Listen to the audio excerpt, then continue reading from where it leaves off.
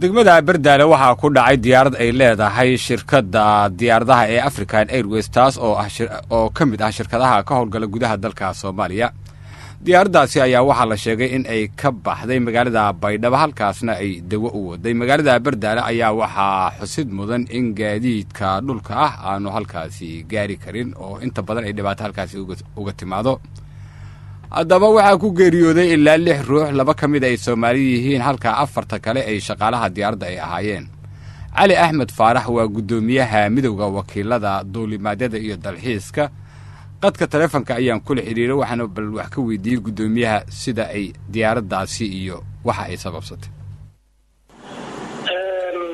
sidaas aad u maqasheen ayaan u maqalnay inna lillahi wa inna ilayhi raaji'uun waxaan ka wadnaa dadkaas ku geeriyooday oo dad Soomaaliyeed ah qaar ajnabiyana ay ku jiraan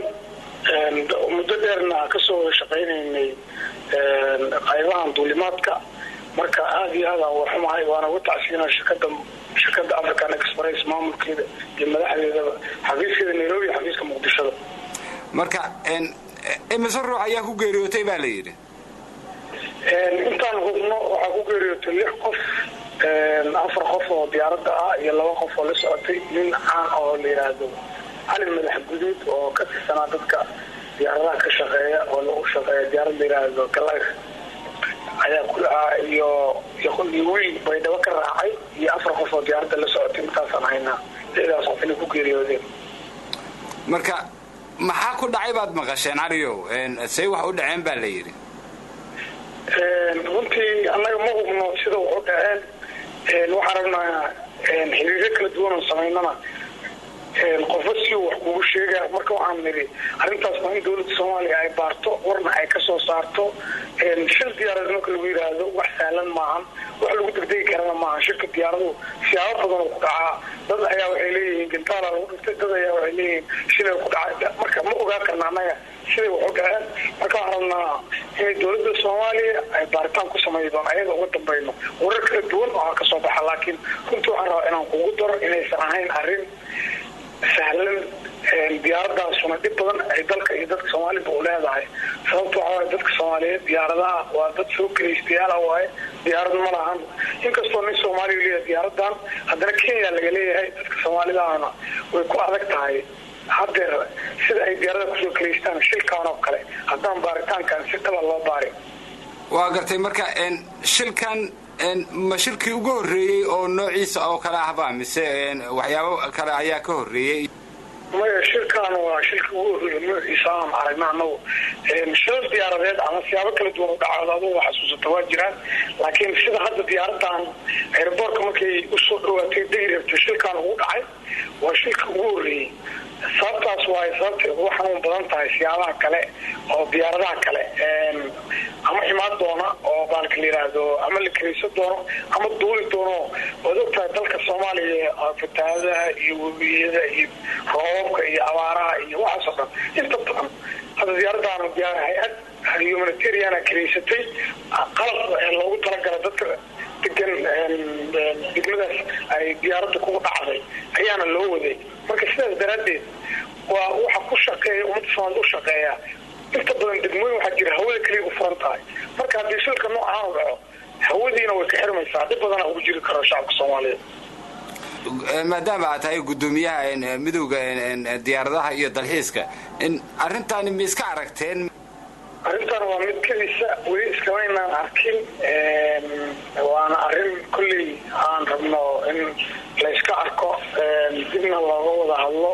wixii ka soo baxana aan la wadaagno baada saxaafadda iyo inta kale qusayso laakiin dawladda waxaan rabaa inaan ugu baaqo arrintan inay baaritaan dhab ku samayso si loo ogaado dibkaan wuxuu yahay iyo sida uu ku yimid laana dibkaan dib sahlan maahan sababtoo ah sidaan kuu sheegay annaga waxaan ka wada qabnaa dadkan Soomaaliyeed waa dad ku shaqaysta xirfadan diyaaradahana wadamo kala duwan ka soo kireystaan marka sidaas waxay noogu tahay caqabad marka waxaan rabnaa in la baaro shilkan sida uu dhacay kama hor dhici karno ma dhici karno waa saas laana shilka diyaaraduhu si sahlan ku dhacaa marka lama dhici karo saan ku dhacay waxa laga warbici kara ma aragna inaan baaritaanka u tayno laakiin wax sahlan maaha haddaan la cadeyn waxa waaye waa dhib badan ugu jira ummadda Soomaaliyeed. waa gartay bal waxaad iga warantaa gudoomiye cali howlaha kale ee diyaaradaha waatay xataa gudaha ay xanibnaayeen oo mar hore ay dawladdu ay xanibtay sida cudurkan COVID-19 wax rajo ah in duulimaadka gudaha xataa la furo ama kan dibadda maxaa u dareynaysaan taas waa lagu jiraa cudurkan waddanba si ula tacaalay dawladdeena waxay ku soo rogtay in la joogo guryaha oo la xiro airportka oo shaqadaas dadkii qaban jiro dhan ay ka leexdaan waana ku taageerna annaga leanna waxaan islahayn maslaxadii laakiin sidaad ogtahaba diyaaradihii markii la xiray waxaa bilowday gaadiidka dhulka oon diyaaradaha ka yarayn ayaa dhulka ku baxay hadda waa maqlaysaa goboladii dalka waa isaga roday waa isaga gudbay goboladiina waa laga soo sheegaa magaalada waa laga soo sheegaa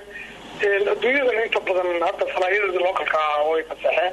sidaasoo kale annaguna u daraynaynaa in falaayadii localka ah shaqeeyaan ummadda aad ugu tacdiisan tahay si internationalkuna marka dambe ugu tacdiyay laakiin sidii kale oo qofka inta la baaro oo cudurkaas laga baaro oo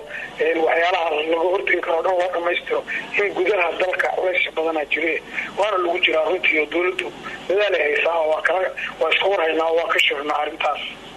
waana lagu jiraa runtii waxa weeye waa arrin oo socota laakiin waa arrin aad u dhibaato badan ay noqotay waxaan soo kordhin doonaa filimaan sheekooyin gaaban oo macquul ah oo dadka bulshada wacyigelin u noqon doona ayna anfici doona aan ahayn maa yacni comedy waan samaynaynaa qosla laakiin waxaan u badnaan doonaa inta badan inaan bulshada filimaanteena wax ugu sheegno